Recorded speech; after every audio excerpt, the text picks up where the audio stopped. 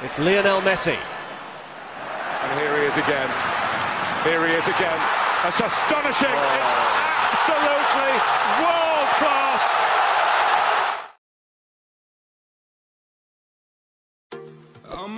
Ketika manajer klub diganti karena performa yang kurang bagus, kebanyakan orang berpikir bahwa manajer baru harusnya akan membawa perubahan untuk tim tersebut.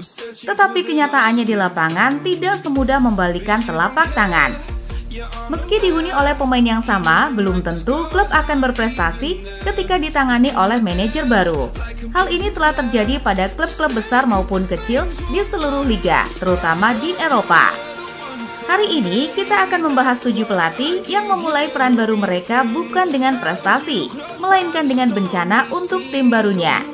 Mulai dari manajer yang sebelumnya taktis yang kemudian kehilangan cara, hingga perekrutan ambisius yang tidak mampu mereka lakukan.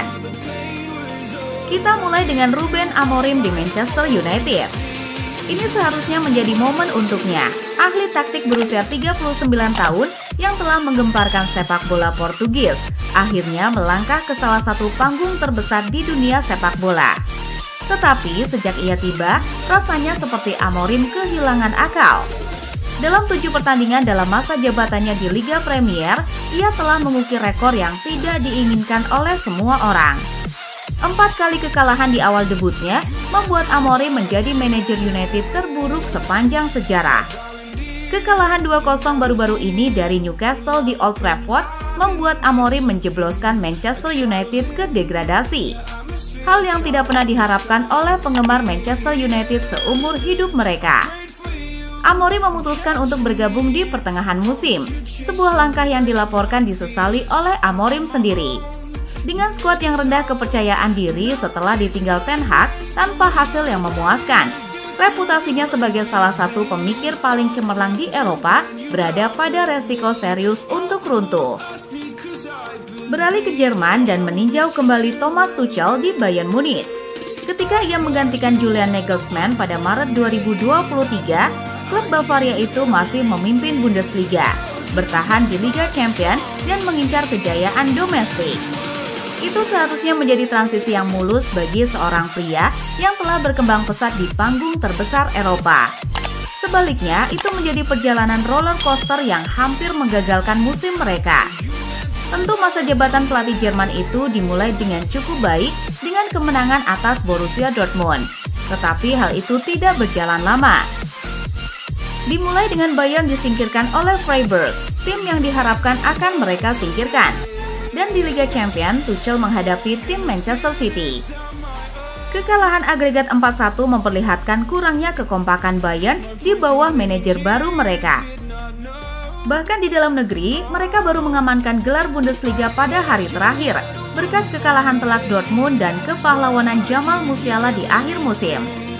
Pelatih asal Jerman itu mungkin selamat dari musim panas, tetapi kepergian CEO Oliver Kahn dan Direktur Olahraga Hasan Salihamidzic membayangi posisinya. Penurunan prestasi itu berlanjut di musim keduanya, karena klub tersebut tidak memenangkan satupun trofi, dan ia dipecat segera setelahnya. Di London Timur, waktu Julen Lopetegui di West Ham telah menjadi kekecewaan. Dia datang dengan resume yang bersinar, mantan manajer Spanyol, mantan bos Real Madrid, dan orang yang telah menjaga Wolves tetap bertahan hanya 18 bulan sebelumnya. Tetapi masa jabatannya di West Ham sama sekali tidak stabil. Meskipun menghabiskan 130 juta pound sterling di musim panas, Lopetegui telah berjuang untuk menemukan formula yang sempurna. Pemain tampak bingung, kepercayaan diri telah hancur, dan taktiknya telah berubah menjadi abu. Dengan hanya 6 kemenangan dan 8 kekalahan di Liga, bisik-bisik semakin keras bahwa Dewan West Ham mungkin sudah mencari penggantinya. Ini adalah peristiwa yang mengejutkan bagi seorang manajer yang pernah dipuji karena pendekatan modernnya terhadap permainan. Berbicara tentang perjuangan di London, mari kita tinjau kembali masa sial Graham Potter di Chelsea. Ketika ia menukar pantai selatan dengan Stamford Bridge, banyak yang percaya bahwa ia adalah orang yang membawa stabilitas ke manajemen Chelsea yang kacau. Meskipun ada sedikit harapan seperti lolos dari penyisihan grup Liga Champions, penampilannya di Liga Premier sangat buruk. Hanya 4 kemenangan dalam 19 pertandingan. Pada saat ia dipecat pada bulan April 2023, The Blues telah tenggelam ke posisi 11, jauh dari pesaing gelar yang diharapkan. Reputasi Potter yang dibangun dengan sangat hati-hati di Brighton mengalami pukulan besar, membuatnya harus membuktikan banyak hal dalam peran berikutnya. Sekarang, mari kita melakukan perjalanan ke pantai selatan, tempat Nathan Jones mengalami tugas mimpi buruk di Southampton.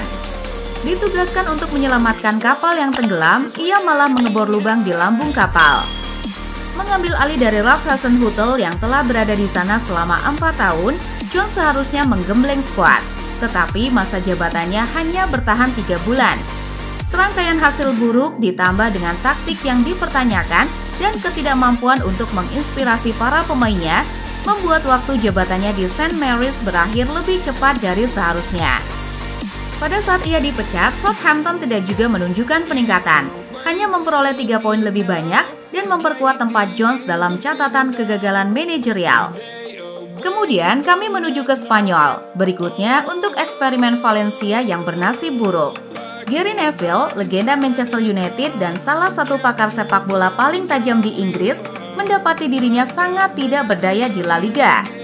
Ditunjuk meskipun tidak memiliki pengalaman manajerial dan tidak bisa berbicara bahasa Spanyol, ia dengan cepat menjadi sasaran frustasi para penggemar karena ia gagal memenangkan 1 pun dari 9 pertandingan liga pertamanya. Hari terburuk datang dengan kekalahan telak 7-0 di tangan Barcelona di Copa del Rey, hasil yang membuat bahkan para pemainnya mempertanyakan kepemimpinannya. 5 kekalahan liga berturut-turut menentukan nasibnya, dan Neville tidak berani kembali ke ruang istirahat sejak itu. Penggemar Valencia masih menganggap masa jabatannya sebagai salah satu periode tergelap klub mereka. Kami kembali ke Chelsea untuk tugas kedua Frank Lampard sebagai manajer sementara.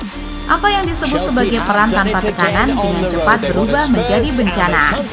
Lampard mewarisi skuad yang rusak, 6 kekalahan berturut-turut, termasuk penampilan yang suram melawan Arsenal, membuat bahkan penggemar Chelsea yang paling setia mempertanyakan kepemimpinannya. Pada saat tugas sementaranya berakhir, reputasinya telah terjun bebas, membuatnya harus membangun kembali dari awal. 7 cerita ini mengingatkan kita bahwa sepak bola tidak dapat diprediksi. Manajer baru tidak selalu menjadi jawabannya, dan terkadang tekanan dari penggemar untuk hasil maksimal secara instan dapat menghancurkan bahkan pelatih yang paling menjanjikan.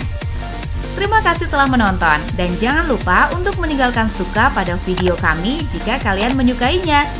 Pastikan juga untuk klik subscribe dan mengaktifkan notifikasi lonceng agar tidak pernah melewatkan video terbaru dari kami. Sampai jumpa di video selanjutnya.